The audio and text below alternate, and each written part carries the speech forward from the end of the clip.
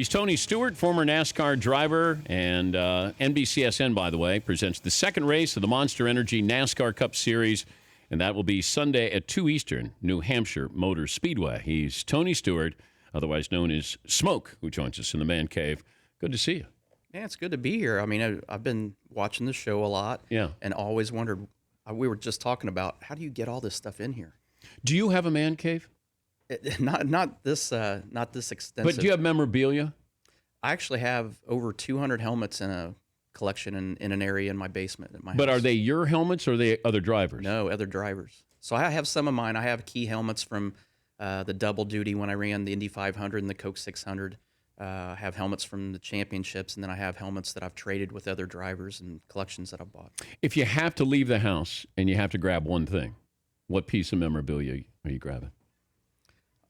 I got to grab the last championship trophy I had in NASCAR because that was the hardest one for sure. And that was Carl Edwards? Yeah. Yeah. And actually, one of the helmets that I have, the helmet that I traded with Carl, he gave me the helmet that he had on the night that we had the championship battle in 2011. So that's a pretty cool helmet of mine to get. Do you feel retired? Yeah, I love it.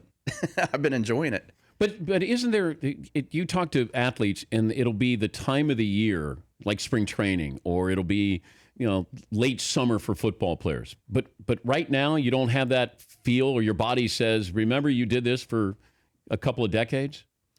Well, you got to remember, I still go to the track, and then I'm still racing as well. So I've ran probably 50 sprint car races this year already. So I'm still racing a lot. Is that the same, though? Same kind of feeling?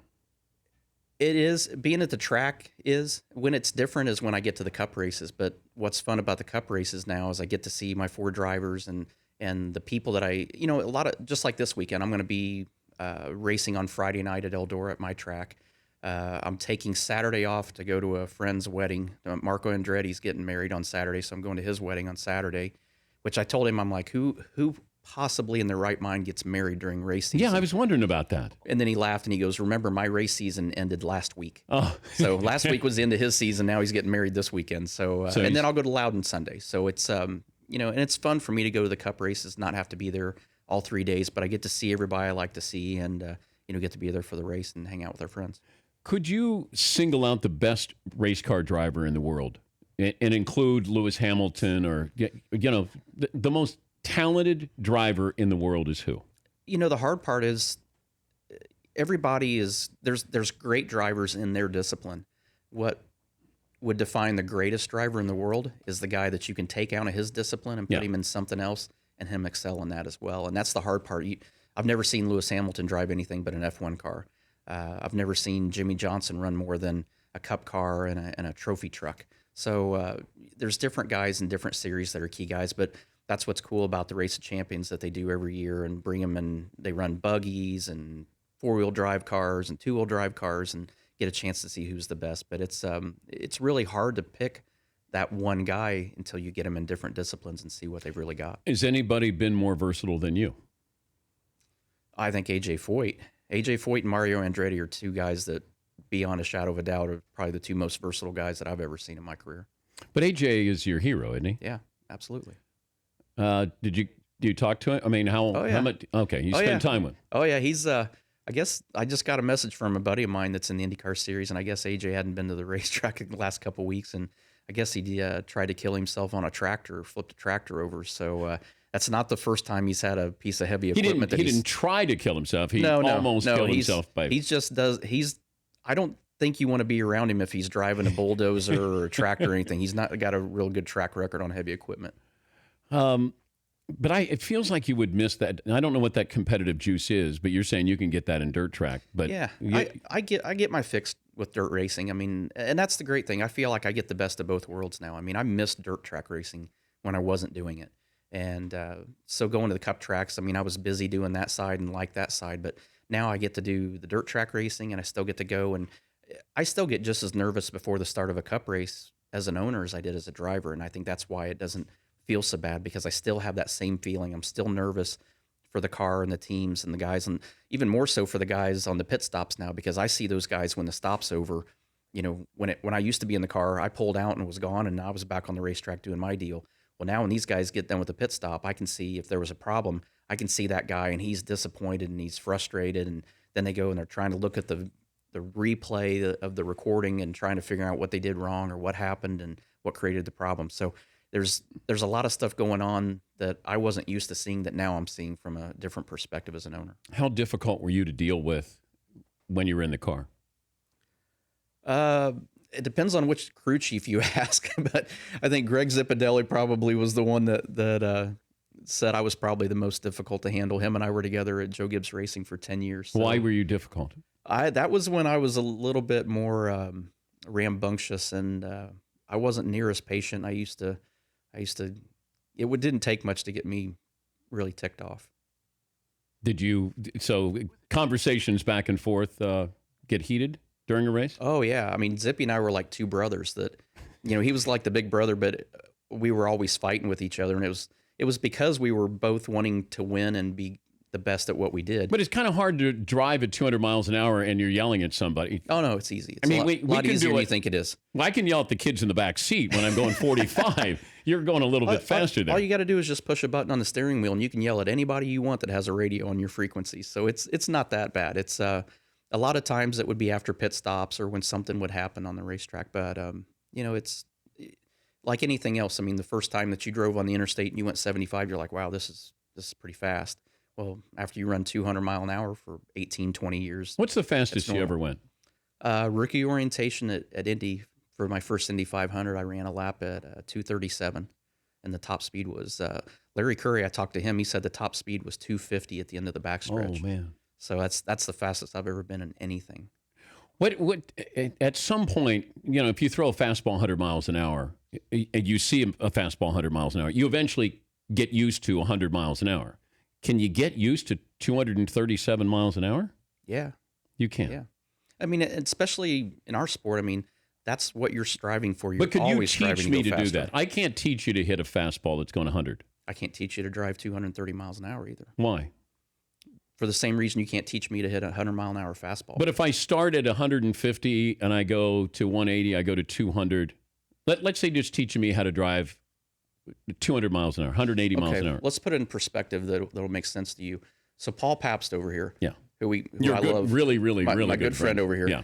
I mean, we could try to teach him to be you, but he can't be you. I mean, you are you. Yeah. I mean, you're an elite person. He can try, he can come close, at least as close as he can come. Yeah. But he may not get to where you are. It doesn't matter how much you try. There has to be a level of talent to get you to where you want to be. So you can get them, 50, 60% of the way there, but they have to have the talent to go the rest of the way. What's the first thing that leaves a driver? I think that nerve of fearlessness. I mean, that's a good thing to have.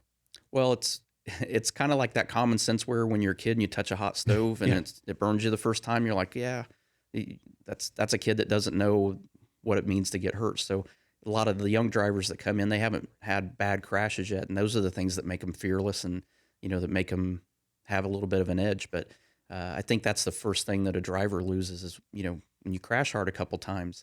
When you get in those scenarios that you're thinking, man, I know what this feels like if I make this mistake. That's the things that kind of sometimes get you to reel it back a little bit. But those are also things that help you win races because you're patient, help you win championships because you're consistent. You don't put yourself in those scenarios. But what's the crash where you went? And I don't know if is it slow motion? No, there's nothing. Nothing slow. No. Because if you're spinning and you're going over, turning. To me, that feels like it might be a little bit slower. Like, when's this going to end? Well, there's a lot of times it's that way, but it doesn't feel slow because of it. It's just because you just want it to stop because, when at Talladega, I was leading the race on the last lap at Talladega and went into turn 3, and one of the lines got a run on me, and I didn't get down quick enough to get in front of it, and I clipped the guy that was coming down, and it was all my fault. But it spun around, the car spun backwards, flipped upside down. I landed on top of Paul Menard's car, windshield to windshield. I was looking at his lap. He was looking up in my lap. And I'm sitting there going, this is not one of those scenarios that's probably going to end well. So the whole time that this accident is still going on, you're like, just please get over, please get over, please get over. And I got passed around from car to car before it finally got off of people's car and back on the ground. And when it slid to a stop, it's like, I can still move everything. I'm awake. Life's good. We'll come back with Tony Stewart, who, by the way, is joining us on behalf of Aspen Dental. You know, here you are, you're not even driving anymore and you got a sponsorship. Like, yeah, everything in life is a sponsorship for a driver? Well, you got to remember I'm a team owner too, so I've got 4 teams that have to have funding. But you know, Aspen's been a great partner. We have a lot of fun with that group. They've done some great promotions that we've been at racetracks and just randomly grabbed race fans and taken them to the dentist office to get their teeth cleaned. So it's there's some that we skipped on purpose because it was going to take more than one trip to get them fixed. But Aspen does an awesome job. They've been a great partner, and they've got a great Get Start program that they're working on right now to get race fans to, you know, this day in society, everything's so busy that we don't stop to think about simple things like that. And I'm just as guilty as everybody else, but that's the great thing about Aspen Dental, and especially for us, we traveling around. They have over 600 locations, so we're in their system. So it doesn't matter where we go. If they've got an opening in a time slot, we can get in anywhere and get our teeth cleaned really quick. We'll come back with Tony Stewart. I want to ask you about the art of cheating. The art of it? The art of it. It is an art. Because there is an art. Yeah, I mean, absolutely. There are people who spend a whole lot of time thinking about ways to cheat instead of how to make their car actually better, right? Exactly. We'll come back with Tony Stewart joining us here in the Man Cave right after this. Former NASCAR driver, 18 years, 49 wins, 187 top fives. You know how much money you earned? No, tell me. I got you at $122,231,607. I wish they would have let me keep all that. How much do you get out of that? A fraction of it, less than 50%. And then the government takes their 50% of that, so you get a lot less than what that total number is. Do you still have the log mahal? Yeah. Yeah? That's where my helmet collection is, down in the basement there. Do you have a pond in the living room? Mm-hmm. A fishing pond? Well, I don't know that we fish in it, but we have a trout stream, and that's 1,500 gallons, and then I've got a 5,600 gallon freshwater. So you don't fish? No, but we have them in there. You're getting married? No. You're not getting married? Who told you that? Paulie? No, it's posed in the form of a question. When are you getting married? Oh, you're not getting married. I'm a survivor, bud. I've made it 46 years. I'm on the endangered species list as a single male that's never been married. A lot of us had the over. Yeah. A lot of us had the over for you, bud. That was pretty much a safe bet. Is it you can't find a woman who's going to let you have a trout stream in the living room? Or? Well, it's too late. I already have it, so they don't have that choice at this point. Yeah, but they might say, can we move or... No, we're not. Trust me, a portion of that, big chunk of that money that I did make out of that on your sheet is in that house. So that we're going to live there. Were you friends with Peyton Manning? Because how far do you live from Indianapolis? I'm only 45 minutes from the stadium, so I wasn't far from Indy. I'm just south of there. Were you friends with Peyton? No, we had done a couple appearances together, but he's larger than life. Obviously, he was somebody I really looked up to. But are you a Colts fan? Oh yeah. Even now? It's hard to be one now. Our Colts suck this year. I'll be honest. Yeah, they do. But we're hoping that it will change and get better. Do you have any? There were rivalries when you raced, but can you? Like football players may not like each other when they play, but then they see each other socially and then they're fine. Yeah. Is there any spillover? Like, would you still like to pop somebody? No, especially my last year. Last year, I thought, man, this is the perfect opportunity of settling old debts. And it's as you get in that scenario, you're like, you know what, it just isn't worth it. There's times that there's some of those guys that I raced with that it was the same deal. It's when you're on the racetrack, you might hate them. You don't like the way they race. You don't like the way they race you. But at the end of the day, you get out of the car and then you'll be in behind the stage for driver intros, and you have a conversation and you're laughing your guts out listening to them because they're just a fun person to be around. But there's a difference when you put that helmet on and you get on the racetrack. There's a big difference with how you look at those guys that you're racing with as a race car driver versus the person they are outside the car. How did Dale Jr. become the face of the sport for so long? I think obviously, being the son of one of the greatest drivers in the history of the sport is a kickstart to it. But Dale Jr. has that personality and has that appeal to the fans. Every Sunday after the race, he does a Periscope video, And every Sunday after the race, I watch it to see what he's going to say about the day, because he's still a good friend of mine. But I just like how he engages with people. And, he engaged to be Dale Jr. and to get people that just run up and literally are bumping into him, trying to get an autograph or a picture. I couldn't deal with it like he does, but he's just so patient with everybody and so patient with the fans. And he's got a great perspective of the sport because he's been around it his entire life.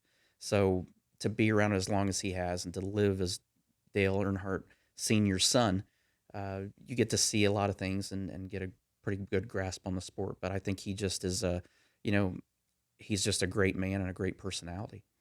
The art of cheating in NASCAR. What's the best story you ever heard? You don't have to attach names.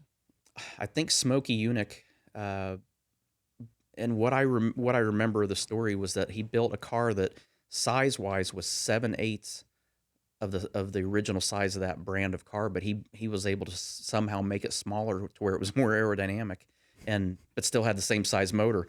But the art of cheating 20, 30, 40 years ago was much more cool than what it is now, because there were so many things that you could already do, but then there were things that they went way above and beyond.